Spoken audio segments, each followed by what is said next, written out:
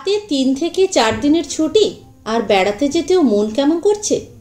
আজ আপনাদের নিয়ে যাব সেই জায়গায় যেখানে আমরা থাকব বনের মধ্যে কাঁটাতারের বেড়ার ভেতর, যেখানে বনের পশুরা অবাধে ঘুরে বেড়াবে আপন মনে, যেখানে থাকবে সুন্দরী গরান গাছের সমাহার, শ্বাসমূল ও ঠেসমূল দেখার সুযোগ, আর সারাদিন ধরে লঞ্চে ঘুরে বেড়ানো, তার সাথে অঢেল খাওয়া দাওয়া। আবার যেখানে রাতের বেলায় হরিণ দেখা যাবে ব্যালকনি থেকে, আর তার সাথে যদি হয় ফোক গানের আসর, তাহলে মন্দ হয় না বলুন। বাই দ্য ওয়ে, আমি হোস্ট অনুরাধা, আপনারা দেখছেন দ্য এক্সচেকার অফ ট্রাভেল। আজ আমরা যাব সুন্দরবন। হাওড়া থেকে ট্যাক্সি ধরে চলে আসুন শিয়ালদা, আর শিয়ালদা থেকে লোকাল ট্রেন ধরে ক্যানিং স্টেশনে নেমে টোটো করে চলে এলাম পথের সাথী লজে। রাতে আমরা ওখানেই থাকব।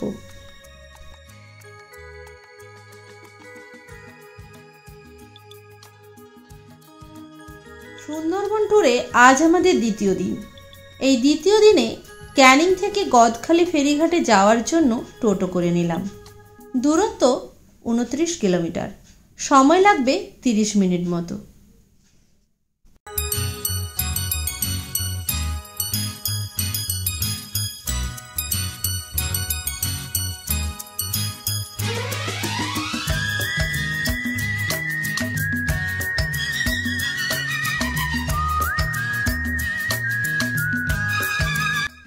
যারা অন রোড আসবেন তারা হাওড়া থেকে সরাসরি গদখালি চলে আসতে পারেন। গদখালিতে কার পার্কিংয়ের সুব্যবস্থা আছে। আমরা online West Bengal tourism website থেকে সজনেখালির মাতলা ট্যুরিজম প্রপার্টি বুক করেছিলাম। ওনারাই গদখালি থেকে সজনেখালি পর্যন্ত লঞ্চে আসা ও ফেরার ব্যবস্থা করে দিয়েছিলেন। এর জন্য কোনো এক্সট্রা চার্জ লাগবে না, বলতে পারেন এটা ওনাদের উষ্ণ অভ্যর্থনা।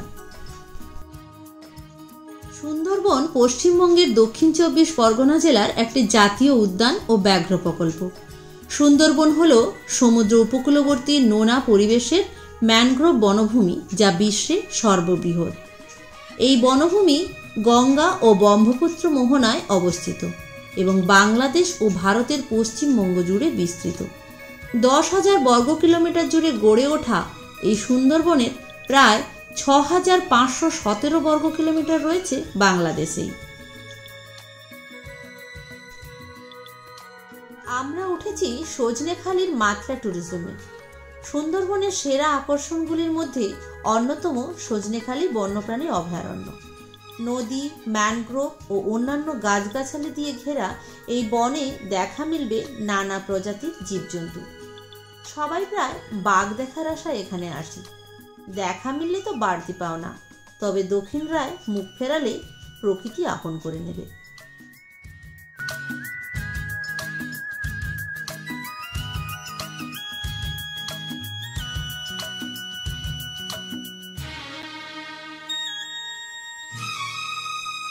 সুন্দরবনের অন্তর্গত সজনেখালি বন্যপ্রাণী অভয়ারণ্যের আয়তন প্রায় 362 বর্গ কিলোমিটার।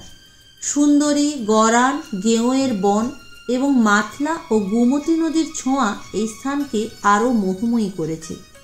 সজনেখালি বনাঞ্চলকে 1960 সালে অভয়ারণ্য বলে ঘোষণা করে পশ্চিমবঙ্গ সরকার। 1976 সালে নবরূপে সাজিয়ে সেটিকে ফের এর মর্যাদা দেওয়া হয়। সেই থেকে ভ্রমণ পিপাসুদের মনে ঠাঁই পেয়েছে সজনেখালি বন্যপ্রাণী অভয়ারণ্য।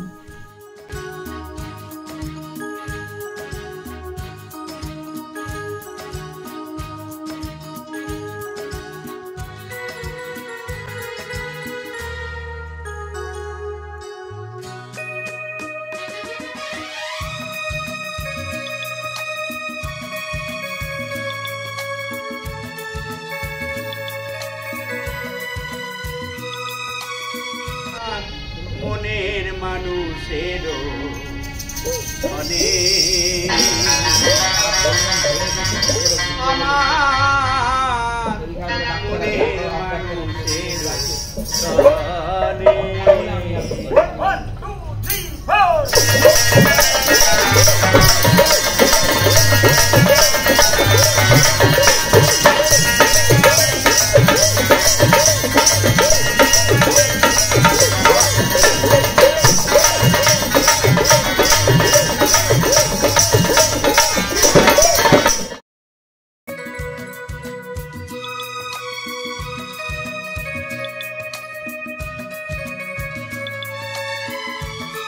সুন্দরবন ট্যুরে আজ আমাদের তৃতীয় দিন।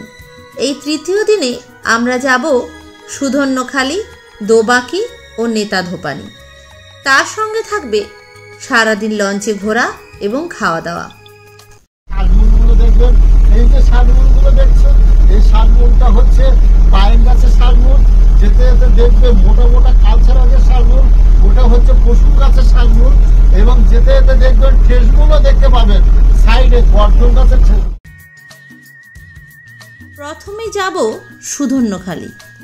এখানে রয়েছে ম্যানগ্রোভ পার্ক ও একটি ওয়াচ টাওয়ার। এটি সুন্দরবনের অন্যতম বিখ্যাত ওয়াচ টাওয়ার। সজনেখালি ওয়াচ টাওয়ারের কাছেই সুধন্যখালি ওয়াচ টাওয়ার।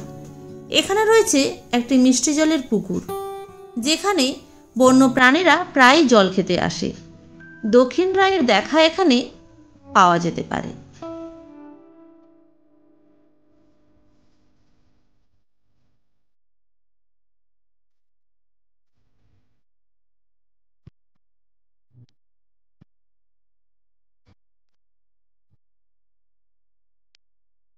আমাদের যেটা আমি বলছিলাম না, টোটাল সুন্দরবন এরিয়া আছে 26,000 স্কয়ার বর্গ কিলোমিটার। তার মধ্যে 62% বাংলাদেশ সুন্দরবন, 38% ইন্ডিয়ান সুন্দরবন। আমাদের এই টোটাল হচ্ছে ইন্ডিয়ান সুন্দরবনের জঙ্গল, দেখতে পাচ্ছেন। তার মধ্যে আমাদের এইটা হচ্ছে বাফার জোন এরিয়া। এইটা বাফার জোন এরিয়া। এই সাদা সাদা যে অংশগুলো দেখছেন, এই টোটাল কিন্তু আইল্যান্ড ছিল, আগে জঙ্গল ছিল। ওই যে 154টি বলছিলাম, 102টি আইল্যান্ড আছে না, সেই 102টির মধ্যে কিন্তু এসবগুলো আইল্যান্ড আমাদের ছিল, ম্যানগ্রোভ আইল্যান্ড। এইটা হচ্ছে wild life sanctuary zone area. আমরা কিন্তু আছি এই সুধন্যখালি, এখানটা আছে আমরা। এবং আমরা ছিলাম সজনেখালি থেকে সুধন্যখালি এসেছি। আমরা জঙ্গলের মধ্যে প্রবেশ করলাম। এখান থেকে ঘুরতে ঘুরতে আমরা যাব দোবাকির পরে আমরা কোর এরিয়াটা, যেটা আমি বলছিলাম না, কোর এরিয়া একটা জায়গায় আমাদের পারমিশন আছে, সেটা হচ্ছে নেতাধোপানি। সেই নেতাধোপানি আমরা কিন্তু এখানটা যাব।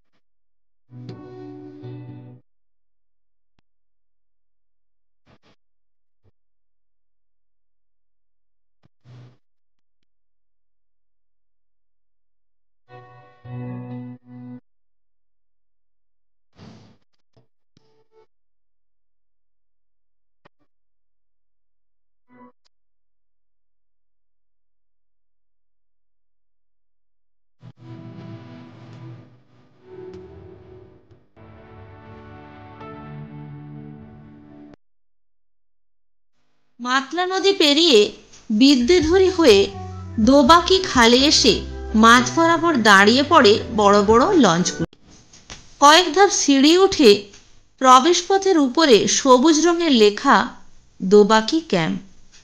দুদিকে 12 ফুট উঁচু পর্যন্ত তারের জাল দিয়ে ঘেরা, মাটি থেকে প্রায় 20 ফুট উঁচু, টানা 496 মিটার লম্বা ঝুলন্ত সেতুর ভেতর দিয়ে পায়ে হেঁটে কিছুটা এগিয়ে 3 তলা ওয়াচ টাওয়ার। এখানেও একটি মিষ্টি জলের পুকুর রয়েছে। সেখানে ফিঙে, বক, মাছরাঙা পাখিরা মাছ শিকারে ব্যস্ত।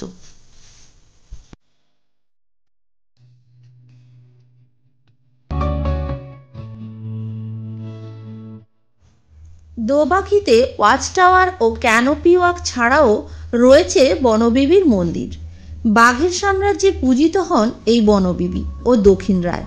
দোবাকি না গেলে সুন্দরবন দর্শন বাকি থেকে যায়। কথায় আছে, আপনি বাঘ দেখতে না পেলেও বাঘ কিন্তু আপনার উপর ঠিক নজর রাখছে। দোবাকিতে ওয়াচ টাওয়ারের নিচে একটা হরিণের দেখা পেয়ে গেলাম।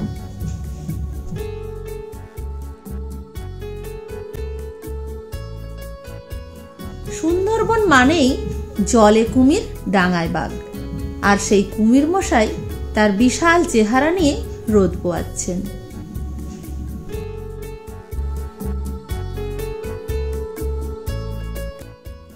এটি হলো পঞ্চমুখী নদীর মিলনস্থল, যেখানে মাতলা, হেড়োভাঙা, ভোনা, বিদ্যা ও গোমতী নদী একসাথে মিলিত হয়ে বাম দিকে মোহনা পেরিয়ে বঙ্গোপসাগরে মিশেছে।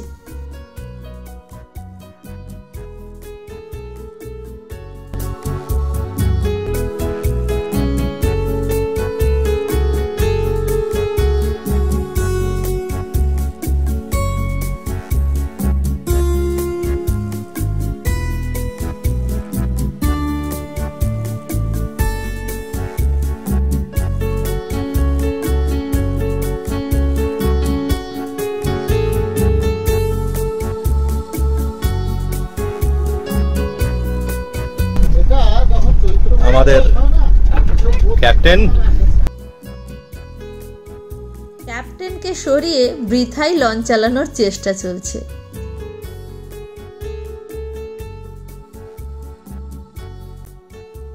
আমরা এখন আছি নেতিধোপানির ঘাটে। মনসামঙ্গল বাংলা সাহিত্যের অন্যতম প্রাচীন লৌকিক ধর্মগ্রন্থ। এখানে মা মনসা এবং শিব ভক্ত চাঁদ সদাগরের মধ্যে এক দ্বন্দ্বের বর্ণনা করা হয়েছে। মর্তে ভক্তদের পূজা পেতে চাঁদ সদাগরের কাছ থেকে পূজা পাওয়া মা মনসার একান্ত জরুরি ছিল। চাঁদ সদাগর রাজি না হওয়ায় তার পুত্র লক্ষিন্দরের বিয়ের রাতেই বিশ্বকর্মার তৈরি লোহার বাসর ঘরে দেবী মনসা কালনাগিনী সাপ পাঠিয়ে লক্ষিন্দরের মৃত্যু ঘটায়। দেবী গৌরীর স্বপ্নাদেশ পেয়ে চাঁদ সদাগরের বৌমা বেহুলা মৃত স্বামীকে নিয়ে ভেলায় করে এই মাতলা নদীতে ভেসেছিলেন স্বামীর জীবন ফেরাতে। মাতলা নদীর এই ঘাটেই বেহুলার সঙ্গে দেখা হয় নেতিধোপানির। এই নেতিধোপানি ছিলেন মা মনসার পালিতা মাতা। তিনি এই ঘাটে কাপড় পরিষ্কার করতেন।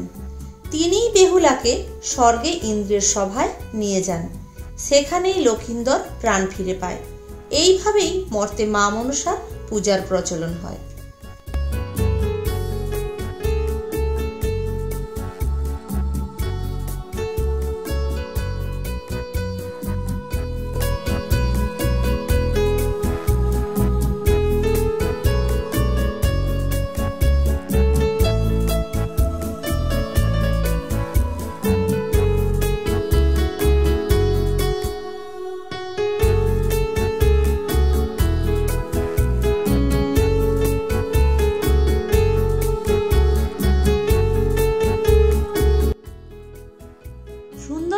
জনজীবনের গল্প শুনলে গায়ে কাঁটা দেবে। এখানকার বেশিরভাগ মানুষ বনে কাঠ ও মধু সংগ্রহ করে এবং নদীতে মাছ ও কাঁকড়া ধরে জীবিকা অর্জন করে। এপ্রিল মে মাসে মধু সংগ্রহ করতে যখন মানুষজন গভীর জঙ্গলে যায়, সেই সময় ঝোপের আড়ালে ঘাপটি মেরে অপেক্ষা করে বাঘবাহাদুর। বাঘ যেহেতু নিজস্ব কায়দায় সবসময় পেছন থেকে আক্রমণ করে, তাই জঙ্গলে আসা মানুষজন মাথার পেছনে মুখাবয়ব আঁকা মুখোশ পরে থাকেন। কিন্তু এত সাবধানতা অবলম্বন করেও বাঘের কবল থেকে নিস্তার পায় কজন? অসহায় হয়ে পড়ে বাঘের কবলে পড়া মানুষগুলোর পরিবার। কি মর্মান্তিক, তাই না? আমরা শহরে ব্যস্ত মানুষেরা এসব খবরও রাখি না। আমরা উঠেছি সজনেখালির মাতলা ট্যুরিজমে। সজনেখালির ওপারে পাখিরালয়, সেখানেও থাকার জন্য অনেক হোটেল পেয়ে যাবেন।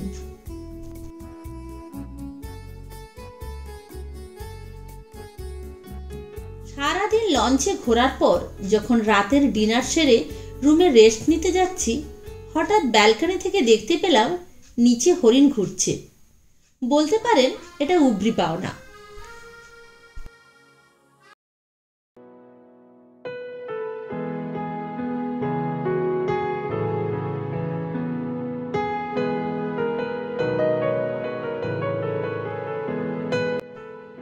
সুন্দরবন ট্যুরে আজ আমাদের শেষ দিন। সজনেখালি ছেড়ে ফিরে যাব গদখালি, আর গদখালি যাবার পথে গোসাবাতে দেখে নেব হ্যামিল্টন সাহেবের বাংলো এবং বেকন বাংলো। 1903 সালে হ্যামিল্টন সাহেব গোসাবাতে জঙ্গল পরিষ্কার করে জনবসতি গড়ে তুলতে শুরু করেন। সাহেবের এই কর্মকাণ্ড নিজের চোখে দেখতে ছুটে এসেছিলেন স্বয়ং রবীন্দ্রনাথ ঠাকুর। আবার 1932 সালে যখন রবীন্দ্রনাথ ঠাকুর সুন্দরবনে এসেছিলেন, তখন এই গোসাবায় বেকন বাংলোটি তৈরি করা হয়েছিল। শুধুমাত্র রবীন্দ্রনাথের থাকার জন্যই এই বাংলোটি বানিয়েছিলেন তৎকালীন সুন্দরবনের বড়লাট হ্যামিল্টন সাহেব।